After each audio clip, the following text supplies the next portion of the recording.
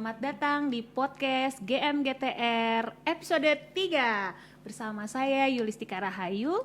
Dan kali ini kita kedatangan tamu yang gak kalah spesial dengan Mbak Nandia. Halo Mbak Nandia. Hai. Selamat sore Mbak Nandia. Sore. Perkenalkan Mbak Nandia ini AM dari Run System ya, grup Tuh. perusahaan dari Telkom juga. Nanti kita ngobrol-ngobrol banyak tentang ERP ya Mbak ya. Boleh. Oke. Terima kasih nih sebelumnya Mbak Nandia bisa bergabung di podcast GMGTR. Mungkin pertama nih kita ngobrol-ngobrol dulu, apa sih kesibukannya Mbak? Ya, sebagai Sekarang. AM nih, kesibukannya tiap hari sih saya jualan. Kemudian kita juga engage bareng teman-teman Telkom. Kira-kira kolaborasi apa nih yang pengen dilakukan? Terus solusi-solusi apa nih yang dibutuhin sama klien-kliennya Telkom juga. Oke, jadi nanti kita itu mau ngobrol nih, diskusi tentang ERP supaya kita sharing terutama untuk teman-teman AM dan teman-teman Hero, supaya nanti kita bisa cerita mungkin apa sih itu ERP dan implementasinya seperti apa ya di perusahaan. Nah, mungkin di awal nih Mbak, seperti kita tahu bahwa perusahaan itu pasti punya tujuan bisnis ya. Dia pasti pingin mengembangkan perusahaannya, pingin juga memperbaiki proses bisnisnya secara terus-menerus. Biasanya kan pakai ERP ya Mbak ya. Nah, mungkin Mbak Nandia bisa cerita seperti apa sih ERP itu dan apa kelebihan ketika perusahaan itu mengimplementasikan ERP. Oke, ERP itu menurut saya adalah sistem yang mengintegrasikan proses bisnis secara end-to-end dari hulu hingga hilir. Yang dimaksud hulu hingga hilir di sini adalah di dalam perusahaan kan ada masing-masing departemen kan, secara cross fungsional mulai dari departemen keuangan, sales, pengadaan, human resource. Nah, keseluruhan departemen tersebut memiliki aktivitas-aktivitas di mana kita integrasikan perencanaannya, pencatatannya semua ke dalam satu sistem, yaitu ERP. Oke, berarti kalau yang sebelumnya itu belum terintegrasi antar divisi atau antar unit, dengan adanya ERP itu bisa ngobrol ya Mbak ya? Iya, betul. Oke, menarik banget. Berarti untuk bisa diimplementasikan ERP pastinya perlu persiapan dong. Nah, kira-kira perusahaan apa sih yang cocok menggunakan ERP? Karena kan seperti kita tahu bidang dari perusahaan itu macam-macam. Ada retail, manufaktur, mungkin jasa transportasi dan lain-lain gitu kan. Terus juga dari sisi sizing perusahaan juga ada yang kecil, besar, atau sedang gitu ya. Nah, kira-kira ERP ini cocok diimplementasikan untuk perusahaan seperti apa sih Mbak?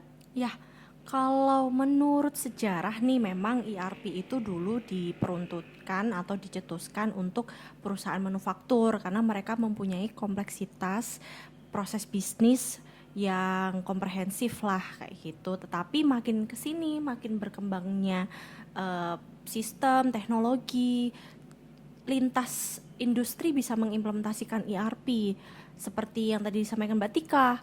Ada industri retail, kemudian pariwisata, hospitality, kemudian forestry, mereka bisa mengimplementasikan ERP kayak gitu. Oke, berarti semua kategori perusahaan sebetulnya bisa ya. Iya. Nah, kalau misalnya nih saat ini perusahaan itu belum menerapkan ERP, berarti kira-kira apa sih bedanya gitu ya? Mungkin yang sebelumnya masih manual menjadi digital, atau mungkin ada efisiensi atau ada perbaikan proses bisnis yang memang bisa dilakukan ketika sebelum dan sesudah mengimplementasikan ERP.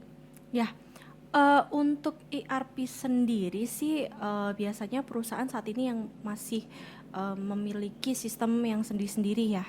Misal Departemen Keuangan mereka punya sistem accounting dan penjurnalan sendiri, sistem HR sendiri untuk Departemen SDM, untuk payrollnya, kemudian nanti di tim sales punya sistem sendiri. Nah, Atau procurement juga ya, bisa ya. betul.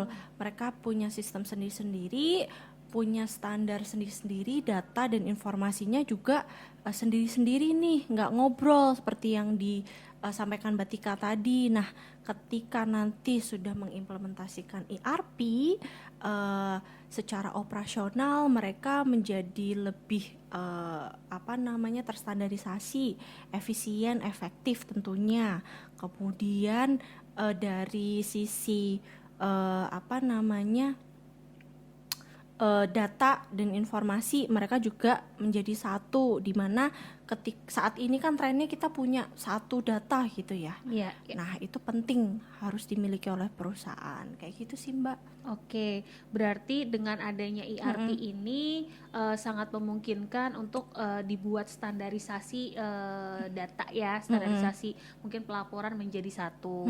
Nah, untuk tahapan awal sendiri Mbak, untuk bisa mengimplementasikan ERP pasti kan butuh perencanaan ya Mbak ya. Iya. Perencanaan kira-kira apa sih sebenarnya yang dibutuhkan oleh perusahaan ketika dia memutuskan untuk nantinya menggunakan ERP gitu. Karena kan sebenarnya ERP ini kan akan memungkinkan terjadinya perubahan besar atau transformasi di perusahaan nih. Berarti kan nggak mungkin hanya misalnya IT doang yang kepingin kepingin mengimplementasikan ERP ya. Pasti kan ini harus terintegrasi semua gitu dari komitmen manajemen atau seperti apa dari persiapannya. Ya, untuk mengimplementasikan ERP memang yang dibutuhkan adalah kesiapan dari perusahaan itu sendiri.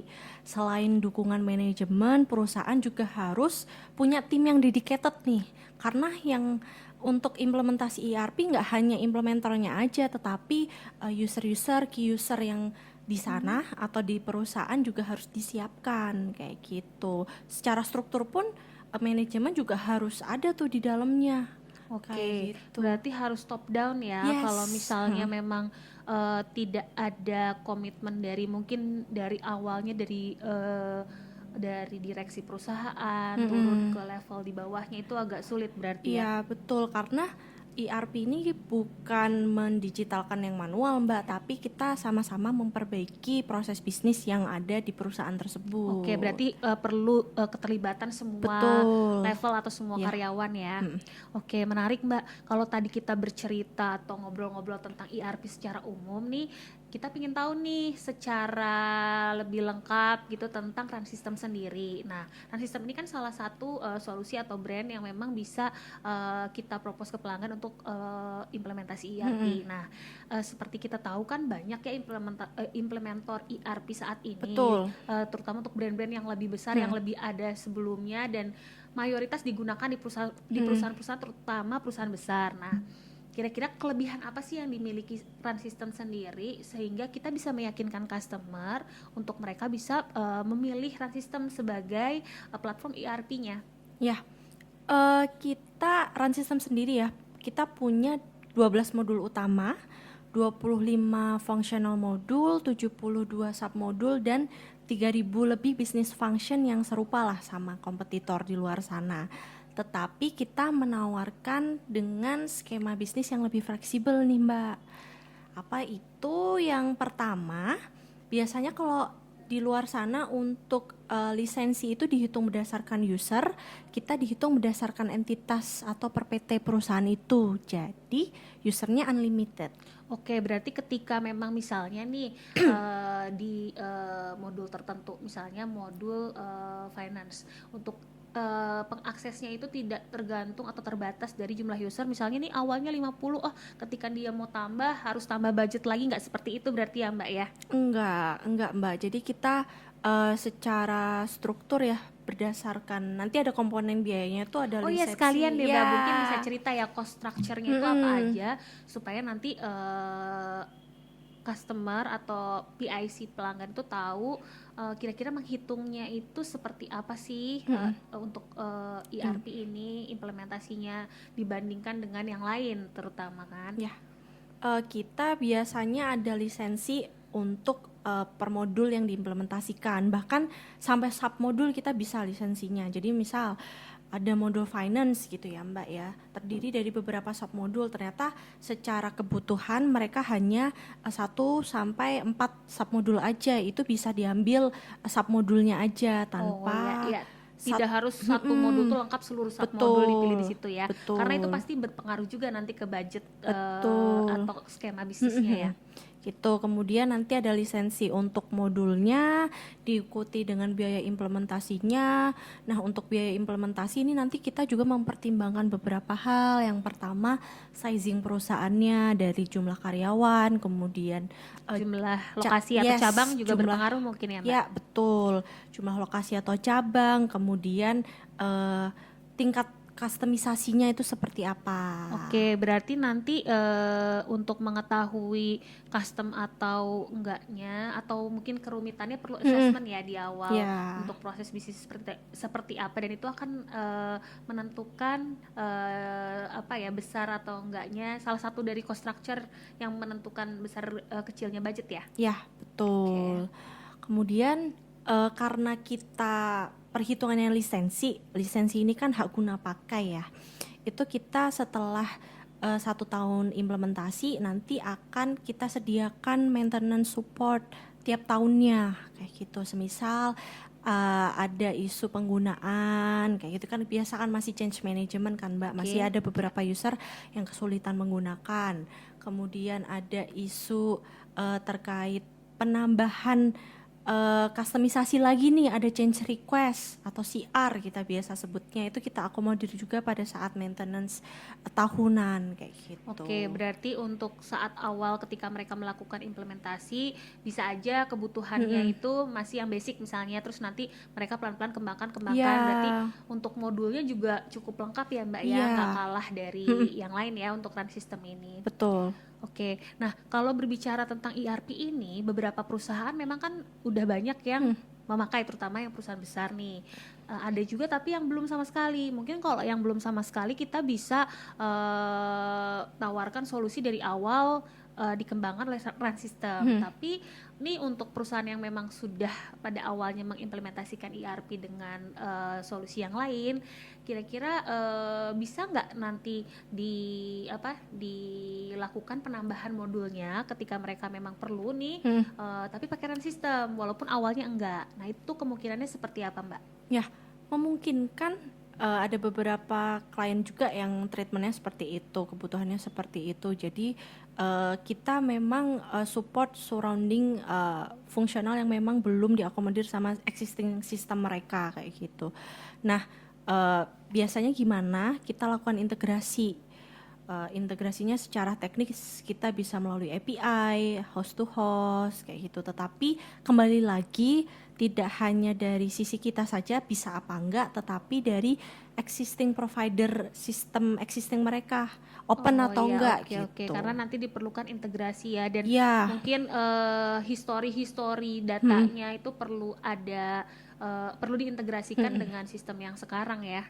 Iya, betul Mbak. Oke, tapi intinya tidak menutup kemungkinan bahwa sebenarnya mereka akan melanjutkan dengan ERP run system ya. Iya. Oke Mbak, menarik banget nih.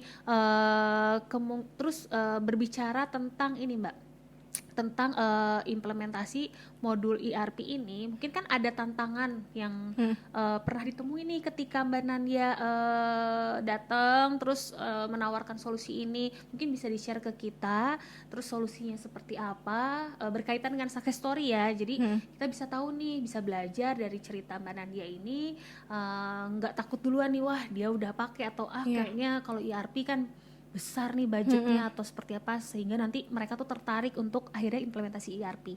Iya, jadi kalau berbicara implementasi ERP ya, memang banyak hal yang challenging sih Mbak, khususnya terkait dari sisi perusahaan itu. Satu, kesiapan mereka, apakah mereka mau sama-sama diajak untuk melakukan implementasi atau enggak. Kedua, dari sisi kompleksitas proses bisnisnya juga ya, itu seperti apa. Kemudian ada salah satu cerita nih pada saat implementasi ERP. Jadi yang dulunya pencatatan transaksi, kemudian record yang awalnya manual jadi ada tercampur di mana-mana gitu ya. Ketika diimplementasikan ERP, tiba-tiba mereka kayak nemu harta karun gitu Mbak. Oh iya, mungkin yang awalnya nggak ada piutang jadi ada piutang, atau betul. mungkin yang tidak tercatat menjadi tercatat Tercatat, mungkin ya. betul. Nah, untuk case-nya yang ini adalah ternyata mereka ada piutang tak tertagih. Nah, di situ sampai efisiensinya sekitar 11% dari total piutangnya. Nah, mungkin ini salah satu Betul. yang bisa kita ceritakan ya ke pelanggan kita, bahwa sebenarnya dengan ERP ini bukan hanya menambah budget gitu kan, bukan semata-mata mengeluarkan kos tambahan, Betul. tapi sebenarnya impact-nya ya setelah menggunakan ERP ini pasti banyak yang berubah kan pastinya. Betul, apalagi operasional gitu kan ya. Gitu. Jadi yang awalnya tadi manual gitu, kemudian catatan transaksinya nggak benar lah istilahnya, bukan nggak benar sih, mungkin belum sesuai. Kemudian setelah diimplementasikan ERP, loh ternyata selama berpuluh-puluh tahun nih perusahaan kita punya piutang tetapi belum ditagihkan ke pelanggan. Iya pasti ya, terutama mungkin nggak cuman dari sisi itu ya, tapi kalau namanya manual kan pasti beda sama digital. Misalnya mereka kalau sebelum-sebelumnya itu nginput terus pusing gitu kan, bukan berarti niat fraud atau seperti apa, tapi karena masih manual akhirnya hasilnya berbeda kan antara yang yang di input dengan laporan gitu kan. Itu sebelumnya maksudnya. Betul, tapi nggak hanya ini sih Mbak, nggak hanya cuma nyatet pakai DRP-nya, tetapi ada beberapa tahapan proses di kita yang itu ngecek three-way matching ya waktu Iya. itu kayak gitu. Jadi setiap tahapan proses itu terrecord. Oh ternyata ada invoice yang belum terbit, kemudian ada cash yang belum masuk, itu dicocokkan satu sama lain sehingga ternyata ketemulah piutang tak tertagihnya. Oke, berarti dengan adanya penerapan ERP ini, berarti kan proses checkingnya tuh banyak gitu, akhirnya bisa balance semua ya, Betul. semua datanya itu kan, Betul. mulai dari level yang operasional sampai nanti akhir Yes. outputnya ya. Nah, berbicara melanjutkan masalah output kan, berarti kan untuk ERP ini kan seringkali dikaitkan dengan posting laporan keuangan nih. Nah, kalau dengan run system sendiri, seberapa besar tingkat validitasnya ketika misalnya ada customer, terutama user finance nanya nih, ini kan kita menerapkan ERP harus sesuai standar nih laporan keuangannya. Nah, kira-kira dari Mbak Nadia bisa menjelaskan apa sih atau penerapan dari laporan keuangan itu apakah sesuai standar dengan laporan keuangan yang ada? Ya, kalau untuk laporan keuangan yang tergenerate dalam sistem kami, kita tentu menyesuaikan dengan standar PSAK dan IFRS yang berlaku. Bahkan untuk yang terbaru 7 series kita juga sudah menyesuaikan. Secara struktur COA pun kita juga tidak membatasi ya. Bahkan sampai lebih dari 10 level lah. Jadi sangat detail. Perusahaan yang memiliki tingkat cost center maupun profit center yang detail itu bisa diakomodir di modul-modul kita. Oke, berarti harusnya udah komplit semua Ya. lah ya. Kalau misalnya ada pelanggan memang tertarik nih untuk ngobrol-ngobrol tentang ERP, udah pasti run system ini harusnya jadi pilihan utama ya, karena kita tahu bahwa kalau biasanya lebih kaku gitu kan terkait tadi cost structure, dan ini saya lihat sih sebenarnya sangat fleksibel ya, bisa custom juga. Jadi nggak sabar nih kita nanti nextnya coba langsung praktek ke pelanggan aja kali ya. Nanti teman-teman AM di sini dan teman-teman AM Hero di sini juga mohon dibantu nih Mbak, kalau misalnya nanti setelah ini perlu informasi lebih detail atau pingin ngobrol-ngobrol lebih lengkap nih supaya makin pede lagi kita untuk jelasin lagi ke pelanggan. Oke, siap. Oke Mbak Nadia, mungkin cukup dulu untuk diskusi kali ini, sangat menarik dan sangat inspiratif dan juga membuka wawasan banget nih tentang ERP pada umumnya dan run system pada khususnya. Mudah-mudahan nanti kita bisa memberikan solusi ini untuk menjadi pilihan utamanya, terutama kalau pelanggan itu perlu ERP nih. Harus dong, Oke, harus. makasih banyak ya Mbak Nadia. Kita Sama-sama, berjumpa Mbak kembali Tika. insya Allah di kesempatan selanjutnya. Terima kasih teman-teman semuanya untuk podcast GMGTR kali ini kami cukupkan. Terima kasih, bye. Terima kasih semuanya, bye.